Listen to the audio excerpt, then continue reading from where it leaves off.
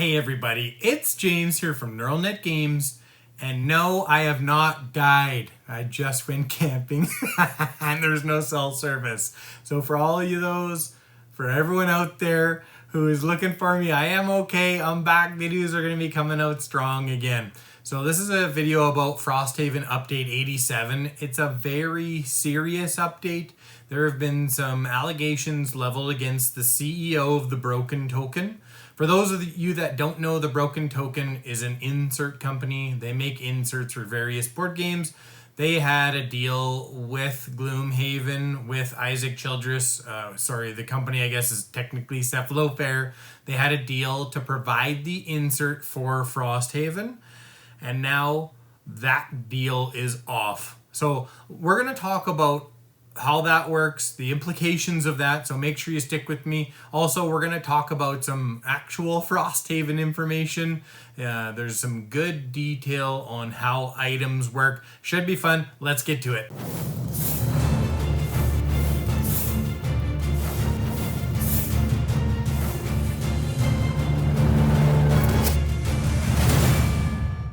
Okay, let's start with the serious stuff first. There have been allegations leveled at the CEO of the Broken Token, very serious allegations, and by a former employee. She wrote an article on Medium. There's an actual link to it in this article. I'll link everything in the description. I'll link the Medium article, I'll link this actual Polygon article, and then of course I'll link the update. And so you can go and check out those the situation for yourself. There's kind of a lot going on. I don't want to get too deep into it, but they are very serious allegations. And so what does this mean for us Frosthaven backers? First, the relationship between Frosthaven, or between Cephalofair for the Frosthaven game, that relationship between them and Broken Token, it's over. There is not going to be a Broken Token insert. And I've noticed in the comment section of the update, there's a lot of controversy around whether that should or shouldn't have been done. My quick take on it, as a business decision, it has to be done. Whether or not the CEO is innocent or guilty, this could seriously impact Broken Token's ability to actually deliver on the insert. And so from a business decision, it makes sense for Isaac, for Cephalofair, to distance themselves and try and do something else. So they're gonna, either source another insert or give refunds, or probably a combination of both, I would say, right? Like probably some people are gonna ask for refunds. Some people are gonna ask for, are gonna want a new insert. They're still gonna want that insert, right? So they don't have to go and figure it out after they get the game. They want it to come, alongside the game, or at least relatively near. I don't know exactly how the shipping's going to work now, right? Like, who knows exactly what's going to happen now that they've got to scramble and essentially source another insert. All right, let's move on to the good stuff now, the actual items. So there's base building and there's item crafting in Frosthaven. Essentially what happens is, as you adventure, you get crafting supplies. You use those crafting supplies to build items. When you get crafting supplies in the game, it actually goes into your character's individual supply, and then like on their character sheet, and from there they can be actually used at the craftsman to make items. There are two separate supplies though. So there's like a Frosthaven, the city supply, and there's your own personal supply, and you can transfer from your personal supply. So you can transfer resources in your personal supply to the Frosthaven supply, but resources there cannot be used at the craftsman. This is to stop retiring characters from dumping extra resources into the Frosthaven supply and then immediately using them to completely outfit their new incoming character. That's directly from what it said. You gotta take steps to make sure there's no gaming of the system. The next part of crafting is potions. And potions are really neat. You essentially get herbs, different types of herbs, and you have to experiment. You have to try different combinations. And when you try different combinations, you can come up with different things. Everyone who watches my videos, or who's watched a decent amount of my videos, knows I love mystery. I'm a sucker for the mystery. So this is really up my alley. I'm really looking forward to, being able to just try things out, try and figure out cool potions. It's going to be really exciting to, combine some ingredients and see what happens. So I'm really excited to see exactly how that works. And then there's also items that you can buy with gold. They're going to be similar to Gloomhaven. It looks like there's about 30 or so items that you'll be able to port over from Gloomhaven and Forgotten Circles so that you can, use some of your old items.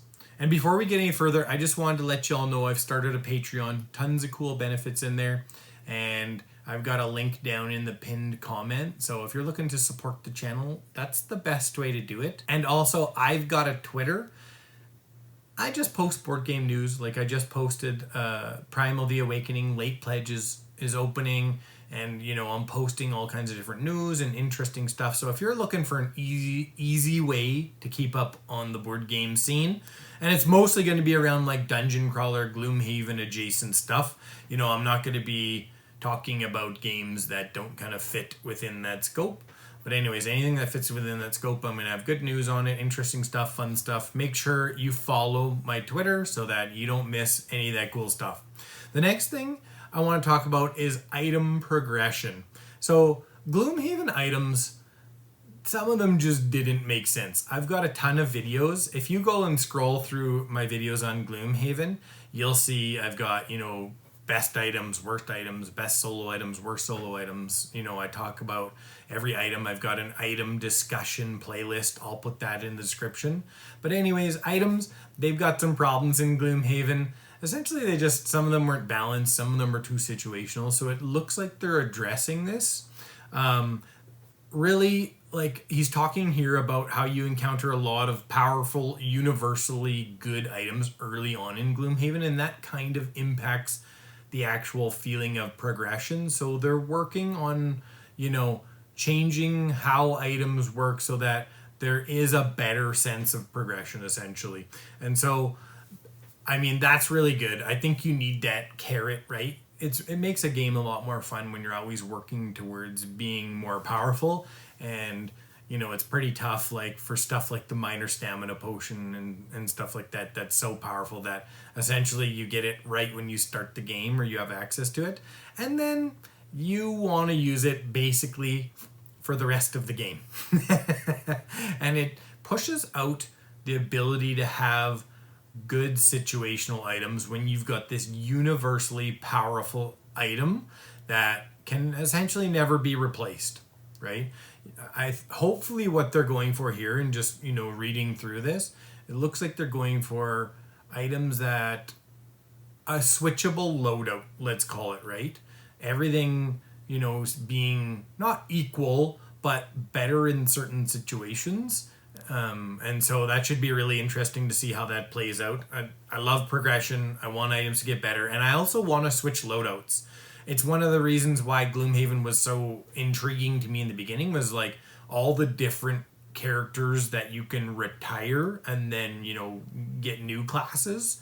That just kept me coming back for more, trying out different builds. There's multiple builds for every class, and so this will add to that by, having more viable loadouts, let's call them. And then the last kind of item part that I thought was so cool was flippable items. There are items where when you use them, you don't spend them and you don't consume them. You literally just flip them to the other side. And so they've got, two different types of effects. But even though this sounds amazing, I'm a little concerned about balancing. So unless I'm misreading this, if you just flip an item from side to side, you've got an item that you can use a lot. I don't know. Okay, so let's just read it here. So we have flippable items that provide an effect on one side, and when used, the item will flip over to a different effect on the back. Use that effect and it will flip back over to the front side. This gives you more flexibility on when and how you use the item. So I'm concerned that there could be balancing issues around that. So I hope they really have this dialed in, because essentially an item that you can just use all the time, that's something that can break the game if there's an interaction that, is really powerful, right? And so they're going to have to be probably really weak. As I talk about this, I think I'm actually becoming less excited because it feels a little bit problematic. It's cool in theory. Let's hope in practice that they can actually pull it off. And then the last thing is there's 257 unique items. There's more items total than that. I can't remember the exact item count at this moment, but there's 257 unique items, which is quite a few more than Gloomhaven. So it should really give you a good ability to, make a diversified loadout. It should be, really interesting and just, keep things interesting for longer and allow for more build variability, which I think is always a good thing. So make sure, comment below, comment, on the broken token situation. I'm always curious to hear people's opinions. And if you disagree with me, feel free to disagree. And then make sure you comment on the items too, especially the flippable items.